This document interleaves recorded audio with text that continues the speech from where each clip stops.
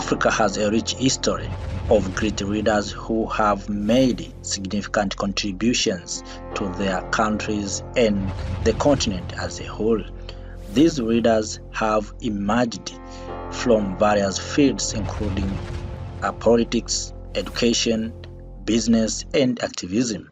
Some of the most notable African leaders include Nelson Mandela, who fought against apartheid in South Africa and became the country's first black president; Julius Nyerere, the first president of Tanzania, who championed African socialism and advocated for Pan-Africanism; and Kwame Nkrumah, the first president of Ghana, who fought for Ghana's independence and advocated for African unity. Other notable African leaders include Patrice Lumumba, the first Prime Minister of the Democratic Republic of Congo, who fought for Congolese independence and was a proponent of Pan-Africanism; Jomo Kenyatta, the first president of Kenya, who fought against colonial rules and advocated for African nationalism; and Thomas Isidore Sankara, the former president of Burkina Faso, who was known for his socialist policies and commitment to improve the lives of ordinary citizens. These leaders and other many have left a lasting legacy on the continent and continue to inspire future generations of Africa leaders to strive for excellence and to work toward the betterment of their communities and countries. So let us start with Patrice Lumumba.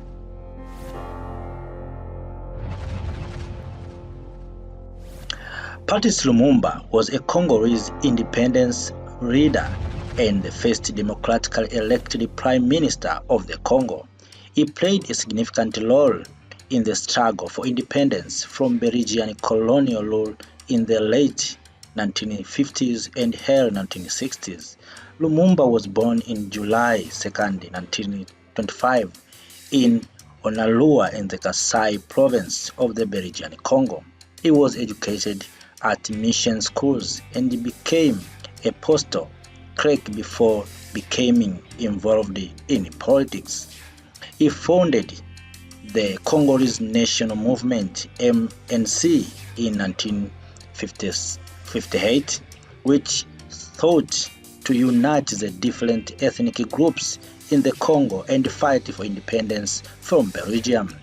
In 1960, the Congo gained its independence and Lumumba became the country's first prime minister.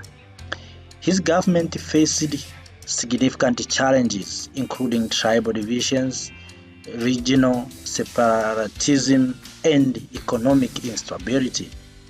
Lumumba attempted to maintain the country's unity and independence, but he faced opposition from both inside and outside the country. In September 1960, the mineral-rich province of Katanga declared independence with the support of Belgium and other Western powers. Lumumba appealed to the United Nations for help, but his request was ignored. In response, he turned to the Soviet Union for assistance, which alarmed Western powers. In January 1961, Lumumba was arrested by the Congolese army with the support of Belgian and Western intelligence agencies. He was tortured, imprisoned, and eventually executed in January 1961 by the soldiers under the command of Colonel Mobutu Sese Seko, who later became the dictator of the Congo. Lumumba's legacy remains significant in African politics and the struggle against colonialism and imperialism. Why Lumumba was assassinated?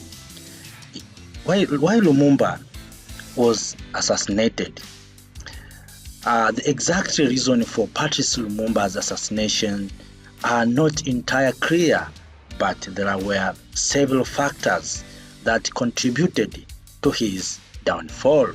Firstly, Lumumba was seen as a threat by both Belgian and the United States because of his socialist leanings and his ties to the Soviet Union.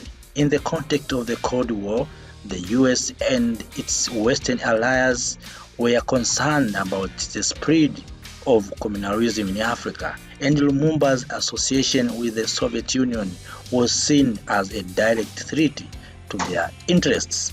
Secondly, Lumumba's government faced international divisions and instability, with rival factions jockeying for power.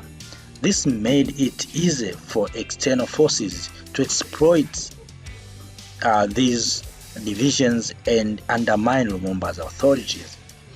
Thirdly, Lumumba's attempt to maintain the unity of the Congo were seen as a threat by regional leaders who wanted great autonomy or even independence for their own region. The province of Katanga in particular was rich in minerals and had declared independence with the support of Belgium and other Western power. Lumumba's attempt to assert the authority of the central government over Katanga were seen as a threat to the interests of these external powers. In this context, Lumumba's assassination can be seen as the result of the complex web of political, economic, and ideology factor, as well as machination of external powers. Some accounts suggest that maybe the intelligence agencies and Belgian intelligences played a role in his assassination, although the exact extent of their involvement remains a matter of debate. What Africa can learn from Patrice Lumumba's life and legacy? First is African unity.